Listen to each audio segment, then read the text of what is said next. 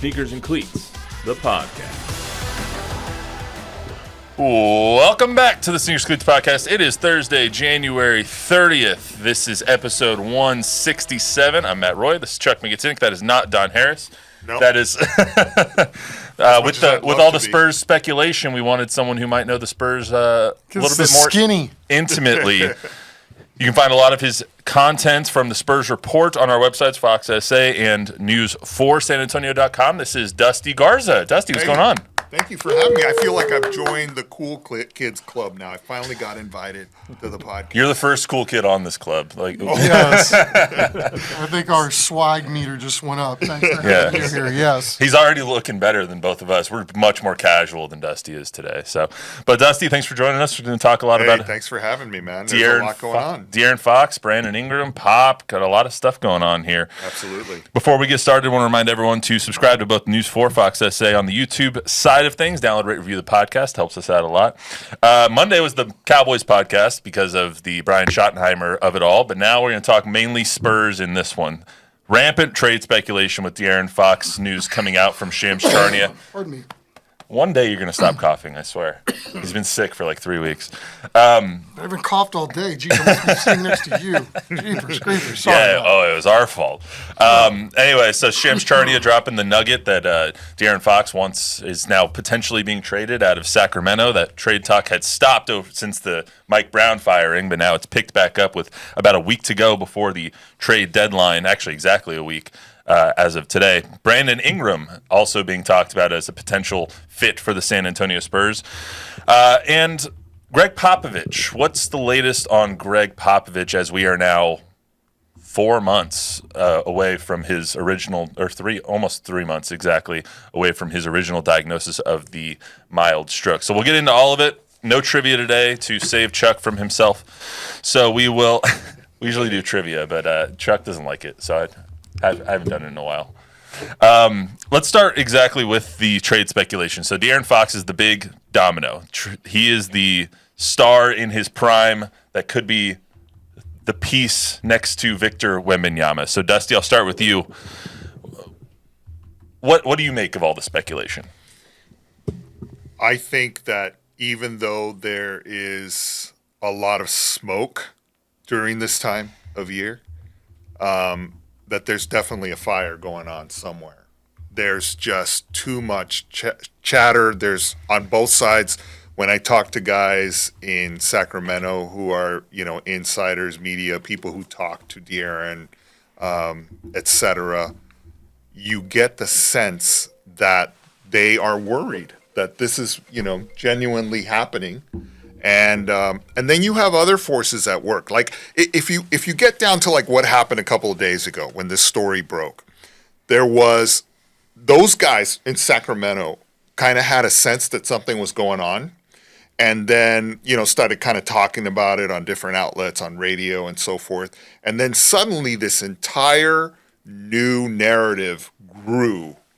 Simultaneously, there was already chatter going on that teams like Chicago were having a fire sale and that there might be some pieces the Spurs were interested in with Chicago. So then suddenly this new narrative, which sort of came from nowhere, and then, Shams kind of dropped his brick into the whole into the whole thing. It started taking on a life of its own. And one of the things that you realize is the NBA, I'm going to say this as nicely as possible because I have a lot of friends in the industry, but the NBA is really controlled a lot by agents. Agents call the shots in a lot of different ways, in player development, obviously in talking and negotiating for their clients with team GMs and brass and so forth. And then they also have this whole other network of media deals, of shoe deals, of, TV commercials and all kinds of stuff. So the tentacles of an agent run really far and wide. And one of the places that the tentacles run to is the media. And so an agent can pick up the phone and or work through back channels through their, assistants or contacts and drop a hint to a media guy. and say, hey, you know what, this is happening, or we're making this happen, or this is a story. I'm going to give you a tidbit, right? And so sometimes I get calls like that. Sometimes I get emails. Sometimes other people do. But there are big hubs of information, like some of the bigger, let's say, social media type sites like Clutch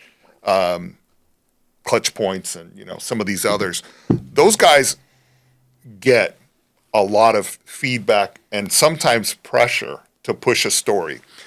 And it surprised me because this De'Aaron Fox thing was getting a lot of pressure. I'm not going to say from who, but from an entity that was helping to immediately sort of push this narrative that not only was De'Aaron Fox interested in going to San Antonio, which we kind of had already heard, but that this was a definitive thing.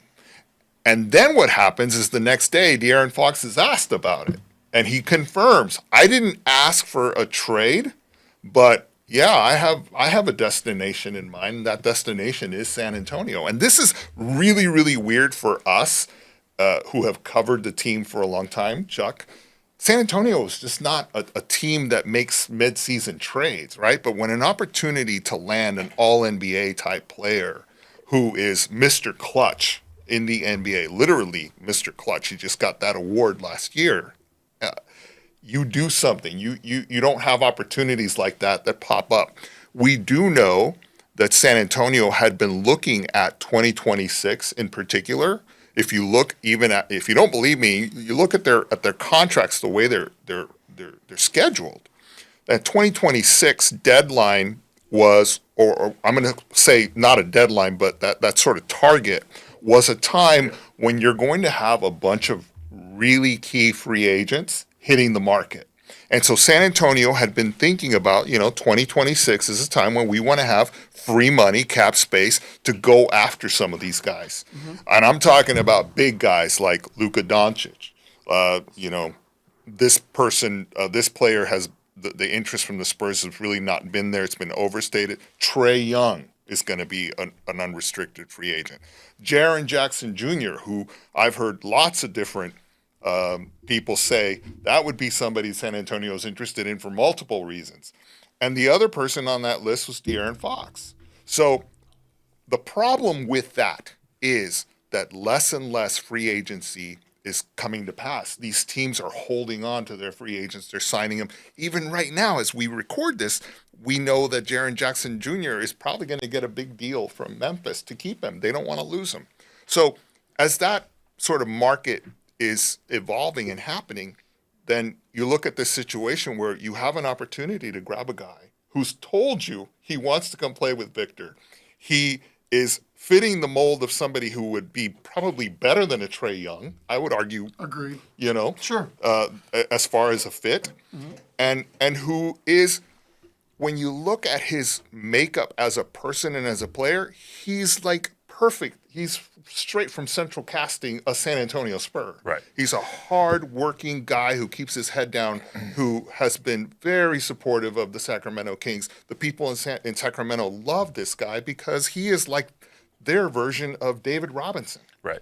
I don't want to cut you off. Javier, would you mind pulling that super down for me? And rumors is misspelled. I forgot to spell it correctly. Hey, I tried to warn you guys. That's what I was trying to let you know. Dusty is just, he's probably not going to talk that much, all right? So he's probably not going to have that much to say. So no, it was good. I mean, how many nuggets were in that? One thing I wanted to pick up with you, Chuck, is that one thing that that Dusty said was that the Spurs aren't usually a trade destination. You're not a destination where free agents want to come. Is it because of Wemby? Is it because of anything else that this roster has? Or what is it that has made them so attractive? Because you also have the first pick in the draft in potentially 2 years that wants to come here. You have Cooper Flagg, who has said he's interested in coming here, who's going to be the first pick next year. You have other free agents who have wanted to come to San Antonio and play with Victor Wembanyama. Is it just him, or is it anything else that this organization has? Well, they've got assets, right, to be able to facilitate something like this. They've got a lot of cap room. If the assumption is that once he gets here, you're going to give him at least close to a max deal is conceivable that they're, and again, I don't know what that looks like from the Spurs perspective. I know that They thought there were two players in the history of their franchise when it came down to having a salary cap and max contracts, that Tim for sure was one of those guys that checked all the boxes. And Kawhi was one of those guys too, although I don't know that they would say that Kawhi was necessarily that guy now, having to look back and say, well, obviously he was not, he was freestyling or looking for the next max contract while he was already working on a max contract. Right. Mm-hmm. So I don't know. I mean, it is changed. It's different. I wouldn't pretend to know the dynamic of what the sentiment is around the league. I know that by and large, when Tim Duncan was here, you knew that if you came here, you were going to have a chance to win and win big probably. So that was for sure a reason why, especially players late in their career wanted to come here and have a chance to maybe be a part of something special. So, I don't know, if I can have a measuring stick to see, like, why would you want to come here? Obviously, if you're thinking that Victor Wembanyama is the cornerstone of your franchise, he's going to need some running mates along the way. And, does the clock match, right, in terms of his age, where he's at in his career with where Victor's going? Do they play the long game? I mean, all these questions I wish I had the answer to. They've got some tough decisions to make, I would think, Dustin. They have a lot of assets too, though. Like you look at the assets they have. They have 12 first-round picks over the next 7 years. They have 3 pick swaps in 3 other years, including one from the Sacramento Kings in 2031. Right. They have 20 second-round picks over the next 7 years. I mean, they've loaded up on assets, and now I think all of us are just waiting. How are they going to use them? You can't keep 12 first-round picks over the next 7 years on your roster. You can't keep 20 second-round picks on your roster. Why would you? You're never going to have those players. So how are they going to use their assets? And I think when someone like De'Aaron Fox comes up, you look and you're like, that is who you should use your assets on. Well, again, you just don't have the type of personalities and players that he encompasses, aside from the basketball stuff. But when you talk about the basketball stuff, I mean, this guy is all NBA. He's what you want. It's what you want, right? And it's really interesting because we talk about assets. Sam Presti, who of course cut his teeth in San Antonio and has gone on to OKC, and he has amassed probably a bigger treasure trove of these types of assets. Somebody said the other day, I thought it was a very good picture. He's built this ladder of assets, right? And now he's on top of the ladder. How do you get down from that ladder in the best way possible? Because we haven't really ever seen this in the NBA. The Spurs are right next to him, right? So how do you get off the ladder in a way that you don't mess this up? And that's going to be tricky in and of itself. But the one thing that I know that I've told people, rest assured, because people, when they hear about trades and who we may have to give up or what assets and what we have and, so forth, is people start freaking out.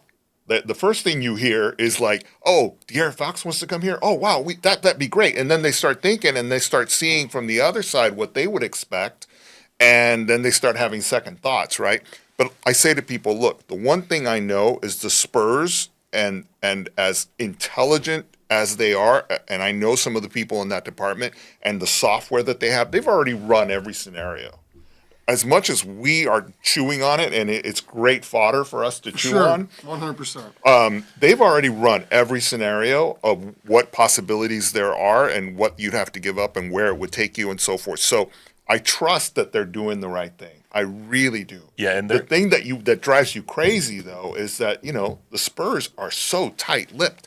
And they will not tell you anything. So you have to go elsewhere to find out kind of what's going on. And what they've shown us over the last 25 years is they're going to be judicial with their decision making. They're going to make sure every stone has been unturned with that decision making, especially when it comes to making a trade of what would be a high magnitude trade. This isn't like a Rudy Gobert that got overpaid for. This isn't like any of those other trades. Or even, this would be on the same level as like a Cat trade for Julius Randle in the offseason. Well, maybe even bigger because, as Shams said really nicely, this is a huge domino. Right. It's going to have effects everywhere. It may even affect the Jimmy Butler trade now because and certainly the Ingram trade now, right? But that's the one thing I wanted to say. When I first heard about this in December, I I thought, there's no way the Spurs are going to scramble to put this together before the trade deadline. That's not them. And so there is the possibility that this could extend over the summer. And there are lots of reasons why you would want that from both sides, actually.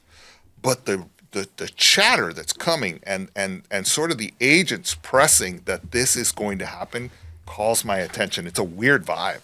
Yeah, I want to get into what would be a trade that makes sense. There's been a lot of speculation about, is Jeremy Sohan going to fit in? Is it going to be Devin Vassell? Is it going to be Stephon Castle? There's been a couple of possibilities floated out there by people like ESPN. One of the trades that ESPN put together was Steph Castle, two-way trade, Steph Castle, Keldon Johnson, Atlanta's pick this year, which is an unprotected first-round pick, Chicago's first this year, which is top 10 protected, and then Atlanta's top 3 protected first in 2027, and San Antonio would get back De'Aaron Fox. Those are two key pieces right there. Right. That 2026 or 2025. The Atlanta picks are really the crux of all of it. And those are assets that the Spurs value highly. We've heard that multiple times from different people. So the question is this. You have that 2025 pick, which a week or two ago looked like it was losing value. Like the stock chart was moving in the opposite direction you wanted to see. But now Jalen is out for Atlanta, Jalen Johnson. Yeah, and the Hawks have lost 6 straight. And they've lost 6 straight. And that looks like a trend that may continue. So that pick is all of a sudden possibly looking like a lottery pick again, right? The question is, and we know the Spurs value it, right? And people are freaking out about that. Oh, we don't want to include that pick. My question to you, Chuck, is that pick going to give you somebody that's going to turn into De'Aaron Fox? Right. So you're right. That's the whole thing about, all the hoopla and the excitement of having, the top picks that they had last year. They used one of them and didn't think there was enough value in terms of the return where they were picking with that second pick. So you're right. That's something that, obviously they're the ones splitting the hairs on this and looking ahead to what the draft's going to look like next year and have done all the math on that too.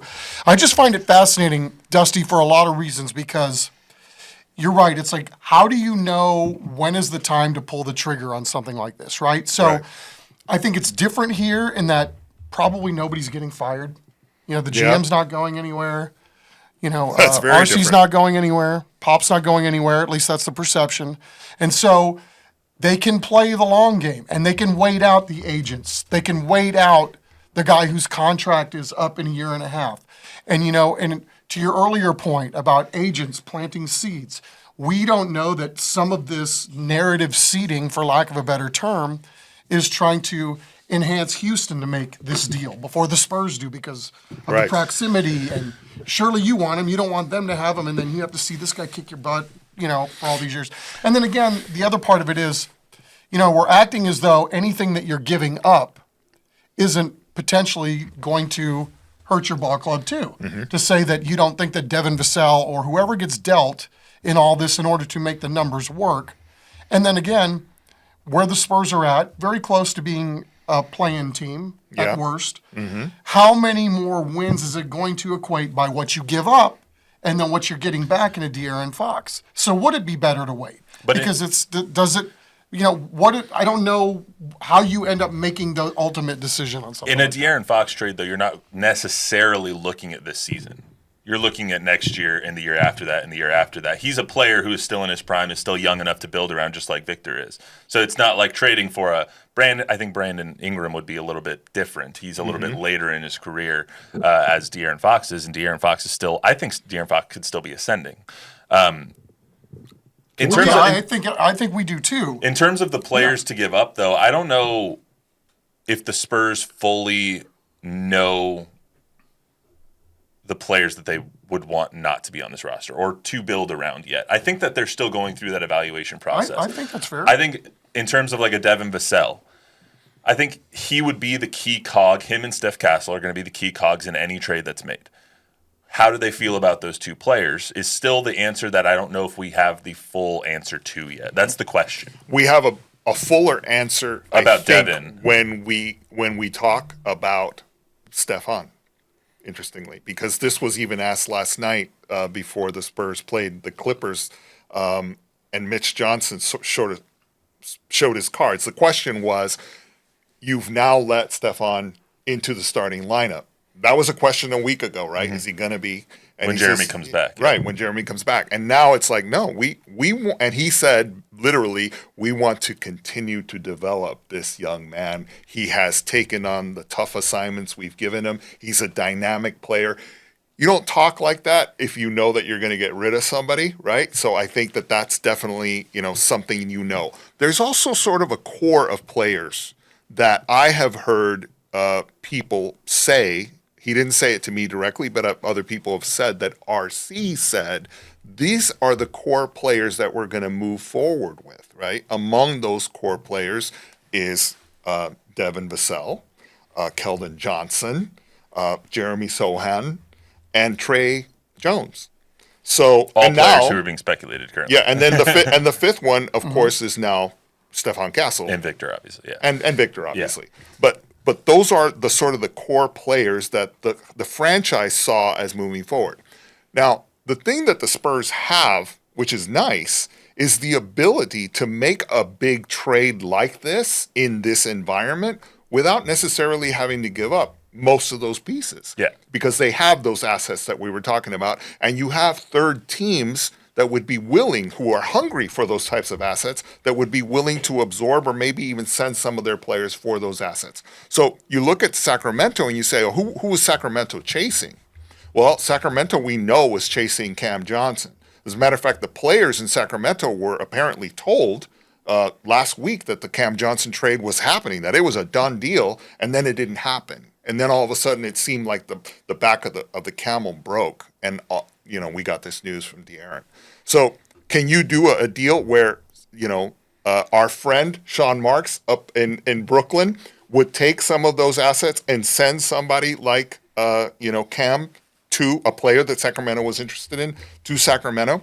What becomes tricky is this. Sacramento wants a player that will help them win now, that will help them make a splash in the playoffs, a deep run in the playoffs. They're not, and so does De'Aaron Fox, right? So you look at Zach LaVine as another one, right? You look at players like that. Could those types of players that are on the market, be sent to Sacramento as part of a trade package? Yeah, it could be. If I was to ask you this, and both of you can answer this one, if you had to rank, besides Victor, we'll take Victor out of this because obviously he's not going anywhere. If you had to rank players who are untouchable on this team right now, who is the most untouchable? Give me three players. Who's the most untouchable, and then who's third most untouchable? So, like Steph. I mean, I think the three names are Steph, Devin, and Jeremy. Wait, and Jeremy? What about Victor? Besides Victor. Yeah. Victor's besides untouchable. Victor. Okay, Victor's untouchable. He's not going anywhere. Okay. So I think the three players are Steph, that are being talked about being traded, possibly for De'Aaron Fox, possibly for Brandon Ingram. When you rank those three players, who is the most untouchable, who is the least untouchable? Who? I'll let you go first, Dusty, because, while I spitball this, for me, Castle's biggest asset right now is rookie contract, right? You've got this guy, he's locked in, he's not making $50 million a year, again, that's what blows my mind in all this. To make a move like this, the capital that you have to, and the cap space that you have to allocate in order to bring in a guy that you might know from afar. And, I love the fact that his wife is from San Antonio and played basketball at Johnson High School. Yeah. It's very, very cool and makes a lot of sense. Texas boy. Absolutely. And then that on top of it, of course. But how do you... again, you have to make a huge decision if you do this, the resources and the cap space, and then all of a sudden, it starts to bind you in the years after what you can do in terms of putting other guys around them. So for sure, Steph Castle for me, and then the rest at this point, I don't think, if you're talking about bringing in De'Aaron Fox, I would say everybody else is on the table. I think that's where I would go too. Everybody, you willing to trade almost everybody else? Almost. Wemby and Steph are the two that are off limits. Okay, so Steph is off limits for you. For me. Okay, perfect. Okay, so I can tell you kind of the vibe that I get from Spurs fans, because obviously I'm interacting with them all the time. Spurs fans are insulted that Sacramento media, today even an anchor person in Sacramento got into it a little bit with some of our people saying, well, if you don't want to give us Stephon Castle, then pair him with Wemby. You're not going to get Fox. I saw a Did trade. you see I that? saw a trade.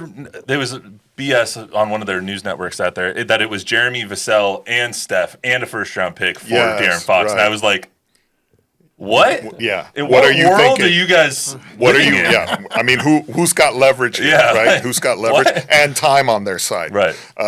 There's a lot of reasons to believe, again, that it benefits us to wait this out. All right, getting back to the original question.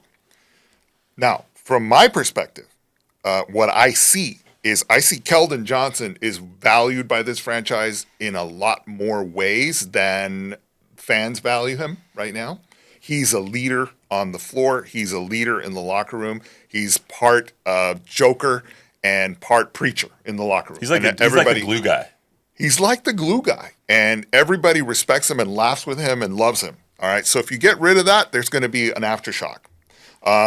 But you look at it, the financial aspect of it. You're going to need to include a big contract, right? Yeah, so it's him or Zach Collins. So it's him or Zach Collins, and I would say right now, Zach Collins is probably a more likely candidate.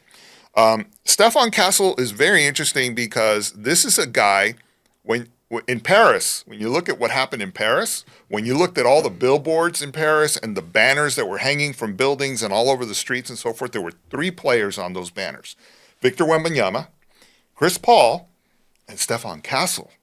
The NBA is in charge of that show. The NBA marketing people and the commissioner's office and everybody's trying to make a great impression in Europe right now decided this is a guy we want to highlight. We have plans for him. So I think that Stephon Castle has a lot of value, right? And then the question becomes the same as I asked Chuck a little while ago.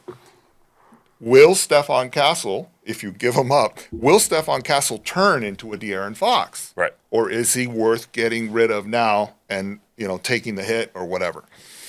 That's a tough one, man. I mean, they view him as the heir apparent to CP3 at the point guard position. He's going to be your long-term point guard. Yeah, and then again, you're bringing in a point guard. And people kind of are confused by this, but remember, the Spurs are playing positionless. They're building a positionless team. Even now, at the beginning of the season, we were seeing 3 point guards on the floor at the same time. Yeah, I mean, Allen Iverson was a point guard, so right. let's. Yeah. So forget the titles of point guard, because now De'Aaron Fox is also a point guard. So you're going to bring him in, and you have CP3, and you have Castle, and you have Trey. Like, wait a minute, too many point guards. No, if you're playing positionless, defensive-minded basketball, that's what you need. But that brings us to another point. Where's our big man? We need a big man. Yeah, and I think that's something they acquire in the offseason. They need a big man. They need shooting. Those are 2 things that they're clearly missing in this trade. If they can pull something off for like a Duncan Robinson in Miami, that'd be great. But I don't know if they're going to get that this year. That brings. Let's get to a couple. Yeah, we got a few comments. Actually, first. lining up with what Dusty just said. Adrian, putting it up right now, said yes to Fox, but then you also need a 3-pointer, a 3-point shooter, and a big man. Kevin says that they should just stay the course, get the players in the draft. And Wemby needs to develop, and the Spurs actually need a coach. Then, lastly, Alfonso just says Miles Turner. Miles Turner. Miles Who wouldn't Turner's want great. Miles Turner Yeah, on who their wouldn't team, want Miles right? Turner on their team? Right. A lot of great names. Another Texas guy. Let me ask you guys Texas this. boy, So, a lot of Texas guys. Let me ask you guys this. As the speculation continues over the next week, we are basically 7 days away from the deadline, little less than 7 days, 7 days and minus 2 hours away from the trade deadline. If I was to ask you guys right now, do the Spurs make a deal in the next week before the deadline expires? Not necessarily for Fox, not necessarily for Ingram. Do they make any deals over the next week? What would be your answer? I would say yes. I would say it would be smart to make some deal. A smaller deal, or Well, an important deal. okay? I don't think they're going to do it just for kicks. What about you, Chuck? Boy, I'm up in the air because of I'm seeing the chatter too, and I don't know. I'm in the long game camp, and I have been. I mean, are you going to be able to make a move to get to the 10 seed, and then how far does that get you? I think those assets that they have in terms of draft capital are very important. But, maybe they make a smaller trade, and I'll be pleasantly surprised if they pull off and really, ring everybody's bell by bringing in somebody like a De'Aaron Fox. I just don't know, really. Are they forced to, at this point, make a move to get, what's the purpose, right? Right. Will it make a difference this year, or do you really, obviously you make a De'Aaron Fox deal, you have more than just this year on the mind. If you can't get something like a De'Aaron or somebody like a De'Aaron Fox in this equation, I've said it all along, I haven't seen anything to really nudge me off of this. Play the long game. Build this team with your own guys. You don't have to deal with, these huge mega conglomerates that are overseeing these players. And I find it interesting there's not a single Rich Paul client on the Spurs roster. Actually, Keldon Johnson is. Is he really? Yes, he is. I did not know that. Some people were saying, Okay, thank you it for sounds like correcting me. Rich Paul wants a client next to Wemby. Well, he's got one right now. Okay. Yeah. We could do this. stand corrected. We could do this all day. I would err on the side of they don't trade for De'Aaron Fox right now. I think that they really want to evaluate their team for the rest of the season. They might make something small. Maybe Zach Collins is out of here. Maybe get some shooting, get another big man, something like that. Because Charles Bassey and Zach Collins very, very clearly are not the answer behind Victor. Right. Could see them making a small trade. I don't know if they trade for De'Aaron Fox because I truly think that they want to see what is Devin Vassell to us, what is Jeremy Sohan to us, what are CP3's role next season, maybe if he comes back, what is Harrison Barnes' role? Maybe they trade a Harrison Barnes for someone. I don't know, but I could see him being that kind of disposable piece. I mean, you think if you're a championship level team, I mean, Harrison Barnes has proven that guy's game is going to show up pro, on any man. squad He's just a pro at basketball any time. player. Sacramento would love to have him back right now. I would imagine so. He's just a pro basketball player. yeah. He does the things that you need to do. Amen. It's been a pleasure. And some of the things we don't see him do. For example, he's the first one to show up for practice. He's there when nobody else is there. And I was told this by somebody early on, both CP3 and Harrison Barnes are those types of guys. They're not here for the money. Right. They're just pros, and they know how to take care of their body and how to get ready for a season. And you can tell that Chris Paul's a little frustrated, by the way. He's a little frustrated. Yeah, Well, that's why he came. He wanted to play ball and he wanted to win. Yeah. Yep. Do we have time for that? I'd love to get Dusty's take on that, on the Go mood for of the it. locker room right now and what's going on. I mean, you're there every day, and they've had some tough losses, and we were talking about this the other day. I mean, there's only 3 teams in the West right now that have losing records in their last 10. They're one of them. Yep. Just when we thought it looked like they may have nudged that corner and were moving forward, it's not been going their way here of late. No, it's really weird. And yesterday, in particular, the body language was really telling. I mean, these guys are beat up. They're starting to maybe wonder if they can turn this around. And they keep saying the same things, but it's become kind of a script. And even Chris Paul, who's been everywhere and seen it all, he keeps saying, look, man, we got to start stringing some wins together. And I didn't get the chance to. I was going to ask him that question. Chris, how is the mood in the locker room? Because you could just tell that he's frustrated. And that's something to watch. Obviously, a guy like him came here because we were at point B. We weren't in rebuild mode. We were moving on to the next level, and he saw an opportunity to start and to teach these guys how to win, and that's not happening. So what's going to happen there, right? Well, I mean, at least it's happening at a higher rate than it was happening last year. I mean, it's True. infinitely measurable, the impact that these 2 veteran guys have had on the team, right? Yeah, and the question that we have right now is, what is the purpose for the rest of the season? Is it to try to make the playoffs? Because if you ask the players from day one at media day, I said, wow, I get the sense that it's playoffs or bust for these guys. These guys have been working hard all summer, some more than others, but they are really, really focused on making the playoffs.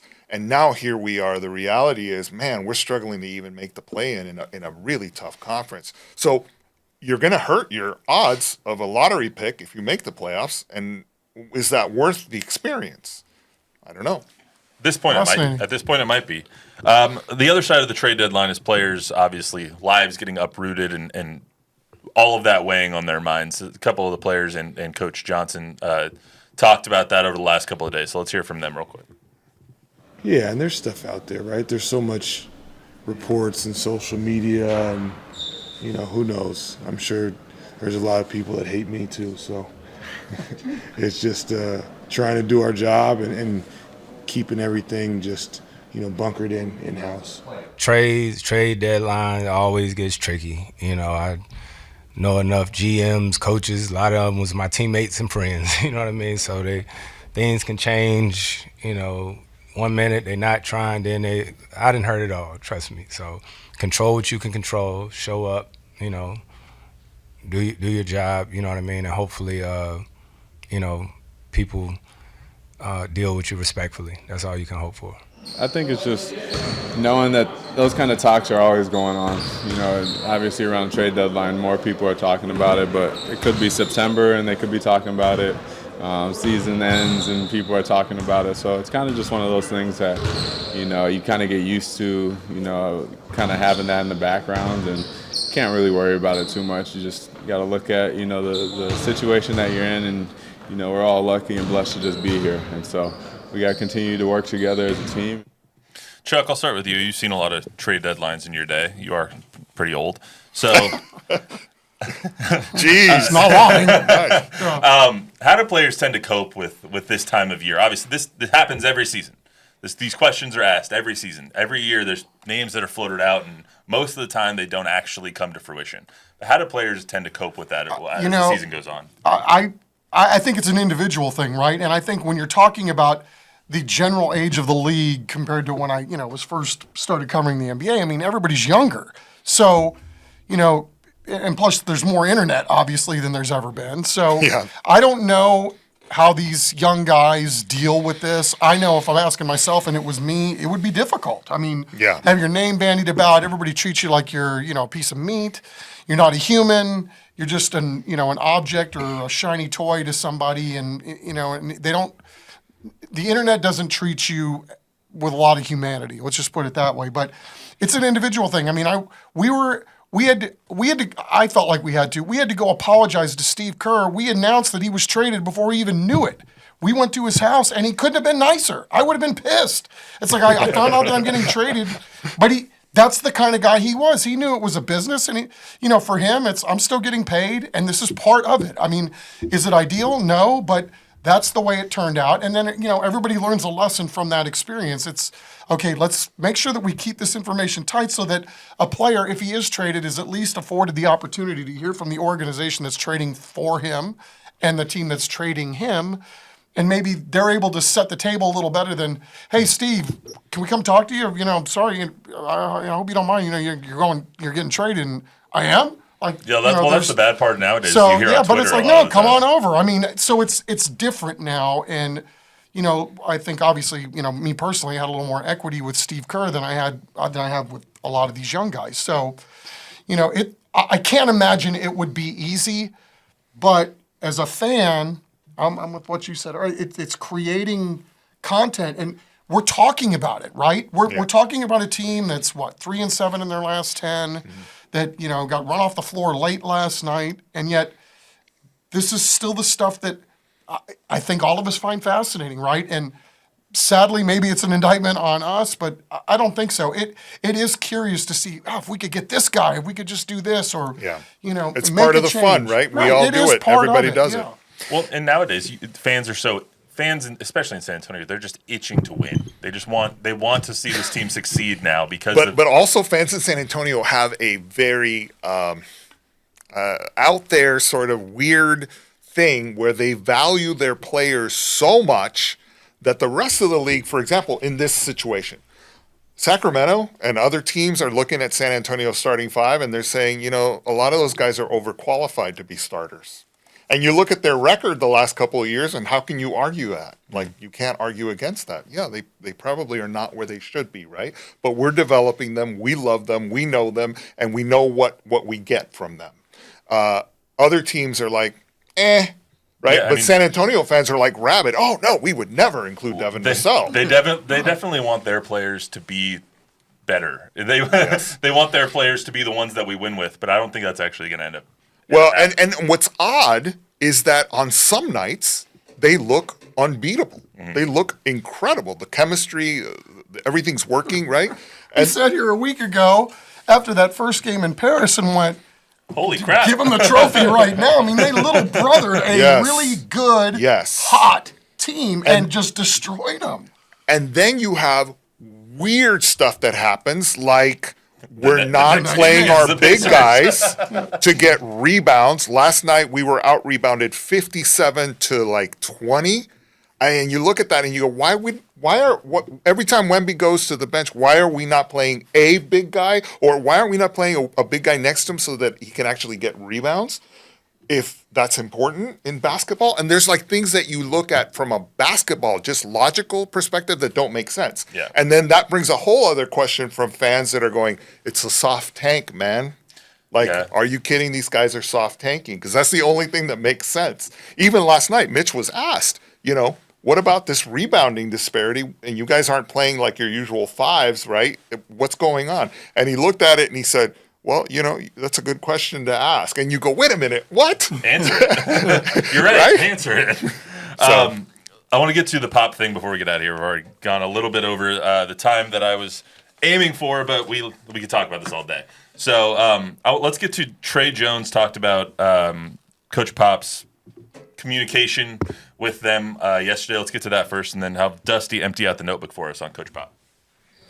We definitely feel his presence around here. We know, he's been checking in with guys, talking with the coaches still and everything. And so, I think it's only a matter of time for sure. Does he also, in addition, you talked about how he wants you guys to play, but also thinking about how he wants you guys to comport yourselves as a person, a citizen. Right. Yeah, for sure. I think, he cares more about that than how we play, for sure. And he just always just wants the best for us in our personal lives, and wants us to be thinking about the right things and just doing the right things on a day-to-day basis around, when we're outside the gym. Always thinking about those things.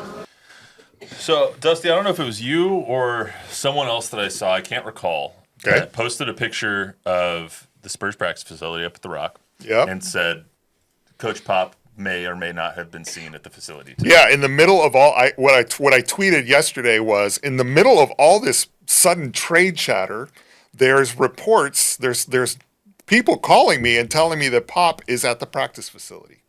And, when one person tells you, you go, maybe. But when multiple people are calling you and telling you, you start to pay attention, right? Mm-hmm. So I said, all right, take it for what it's worth, but this is what I'm hearing. And we also know that Pop has been more and more active talking to these guys. Chris in Paris let out sort of and said, I don't know if this is public yet, but he calls me after every game. Mm. And we know, because Mitch has said it, that they're coaching sort of as a unit, 3-4 guys, including Pop, giving feedback. Mitch said something like, not only does he talk to me, he curses me out at the same time. So that Pop, being the competitor and the brilliant guy that he is, wants to come back, right? And I have relationships with Pop and with RC for many, many years, and they've trusted me with a lot of things. And you don't want to say anything bad, but the only thing, and it's really not my business what Pop's sort of medical condition is, but you hear all kinds of things, and those are things that are coming from outside people, from other people that are not coming from the organization, because they're playing it close to the vest like they always have. But they're positive things. And then you also hear from doctors who say, look, man, if you've gone through a mild stroke, you don't want to get back into coaching. That's like one of the last things you want, one of the last types of jobs you'd want to have, right? So I wish that Pop, number one, considers all of that, although I know, and even Victor said this, I know what a competitive spirit he is and that he wants to be there. I've heard from players and others that they don't necessarily think he's going to be back this year. Some of the players have been very, very. They've kept it close to the vest when I've asked them, what did Pop say or whatever, and they're like, no, we're not gonna go there. Talked about that the other day. Yeah, that we're not gonna. Yeah, right. He said that. I've had other players in the locker room who say, I'd love to tell you, but I can't. But you also hear, that this was a serious situation that took place. And we haven't heard this again from the Spurs, but you just hear things and you run into people. The Spurs keep 4 ambulances right outside the AT&T Center most nights for people who might fall ill, or whatever. Luckily, one of those ambulances was there to react quickly when this incident happened. Unlike Shams and some of these other, national guys have said, this didn't happen in front of players or whatever. Pop started feeling bad. I understand that he went to his office and called some people and said, I'm not feeling so well. And when they saw him, he wasn't looking very well either. And they were able to get him attention right away, which is critical, and get him to the hospital. Wonderful. That's all wonderful. We hear all kinds of things. I heard one rumor that he might be going to a stem cell clinic in Mexico for non-FDA type treatments for his recovery, which is a smart thing to do. I would be doing the same thing. So, whatever it is, it's his private business, and we should respect that. Right. And he's in our prayers, and we miss him. The biggest thing is that he gets healthy. He just turned 76 this week. Happy birthday, Pop. Yeah, happy birthday. His birthday was on Tuesday, one day after Don's. So happy birthday to Don. Every day is Don Harris's birthday, if you ask him. Does their record or anything to do with them on the court dictate his timeline back? Like if they're out of the playoffs by the middle of March, but he's ready to come back, does he come back? I think he would, right? I mean, if he was physically I think when he's physically ready, I think he would come back no matter what the timeline is. But that's the big what if in all this, right? Because of all the things that have been said publicly by the organization, the 2 things that they've still never come out and said or given was a timeline and what it is that he needs to do to get back. But we've seen Pop, those are the unanswered questions that never get answered. We've seen Pop take a back seat before, though, and maybe he does give Mitch Johnson the rest of the season if they're out of it. Let's say they go on a losing streak here in the next month and a half, and he's out of it by March, but he's healthy enough to come back for the last 12 games, and he says, you know what? I'll keep doing what I'm doing. Mitch is going to be a head coach in this league eventually anyway. So let's give Mitch the rest of the season. And I could see Pop doing that. Well, it may also be a serious enough situation that he is not physically able to come back. And that's a sure possibility. It's a very, very, very big possibility from what I have heard, okay? There's one thing in the Spurs press release that addressed this situation and the severity of it, because again, everybody's been trying to kind of calm the situation down and say, oh, it's just a mild stroke. The fact that he is in recovery speaks volumes. That sentence when he said he is in recovery tells you that there was some physical thing that happened with that particular incident in his brain. And that's also probably why we haven't seen him, because there's something that's serious. And again, like I really hope that Pop considers that when it comes to his grandchildren and his family and so forth, because we know he lives and loves basketball. But there are some things that are more, and even Pop would say this, there are some things that are bigger than basketball. Right? Absolutely. So, yep. Well, that's all we got for today on the Sneakers and Cleats podcast. I think that was more than anyone would bargain for. I think that was fantastic. Absolutely. Dusty Garza of Spurs Report, thank you so much for joining us today. Chuck, thanks for giving us some time. Appreciate you, as Glad always. to be here. I felt this was a very good learning lesson. I know, you could have just sat. You could have just sat over there. We should have just had. That's right. I was over here to cough in your ear. That's why I wear these. yes. Anyway, so that's all we got for today on the Sneakers and Cleats podcast. Remember, download, rate, review, subscribe, give us a 5-star rating, tell a friend, tell an enemy. We'll be back on Monday when some trades could be made. You never know. I'll be at the game on Saturday. Fun fact: I'm going to the game on Saturday against the Heat, and I'm a Heat fan, so I was hoping to see Jimmy Butler. Now. Don't care about seeing Jimmy Butler. I just hope it's over by then. Yeah. That's good because he probably won't be in uniform. Definitely won't be there. So maybe I'll be traded by then. Who knows? But anyway, we look forward to good hair though, Jimmy Butler. Good hair, man. You and hair. That's a good look, man. That's a slick look. We'll see you back here on Monday.